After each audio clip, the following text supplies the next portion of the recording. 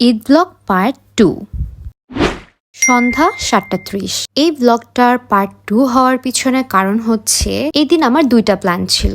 দিনে আমি এক গ্রুপ ফ্রেন্ডের সাথে থাকবো অ্যান্ড সন্ধ্যায় আমি আরেক গ্রুপ ফ্রেন্ডের সাথে থাকবো। এই জন্য দিনের ব্লগটা ছিল পার্ট 1 অ্যান্ড এই ব্লগটা হচ্ছে পার্ট 2। আমি আগের ফ্রেন্ডদেরকে বিদায় দিয়ে চলে আসলাম আমার এই ফ্রেন্ডদের কাছে। তো আমি ওই ফ্রেন্ডদেরকে বিদায় দেওয়ার পরে দেখি আমার ফোনে একদমই চার্জ নেই, কেবল 5% চার্জ। তাই আমি আমার ফ্রেন্ডের বাসায় জলদি চলে গেলাম, যার সাথে সন্ধ্যায় বের হব। তার বাসায় গিয়ে আমার ফোনটা একটু চার্জ করে দেন ওকে নিয়ে 7:30টার দিকে বের হই। অ্যান্ড আমার আরেকটা ফ্রেন্ড নিচে আমাদের জন্য ওয়েট করছিল।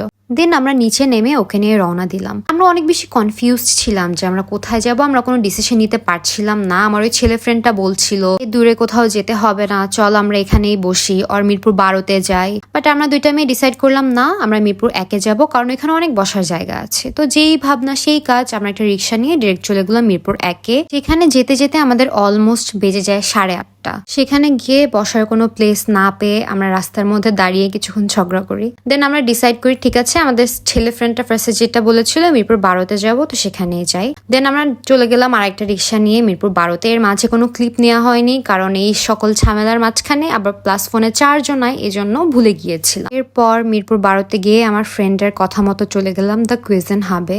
সেখানে গিয়ে দেখলাম যে রেস্টুরেন্টটা অনেক বড় প্লাস সুন্দর, প্লাস দেখছিলাম সেখানে একটা ওয়েডিং প্রোগ্রামও হচ্ছে। তো আমরা সেখানে গিয়ে পুরো প্লেসটা ঘুরে দেখলাম, কিছু ছবি টবি তুললাম, ভিডিও করলাম। বাট আমাদের এখানেও বসা হলো না। এরপরে আমরা চলে গেলাম সেই আমাদের চিরচেনা পুরনো প্লেস ইসিবি চত্বর ASW-তে। এরপর আমরা সেখানে গিয়ে সেখান থেকে খাওয়া দাওয়া করে দেন বাসায় ব্যাক করলাম। আমাদের পায়ের অবস্থা তো পুরোই শেষ and this is the end.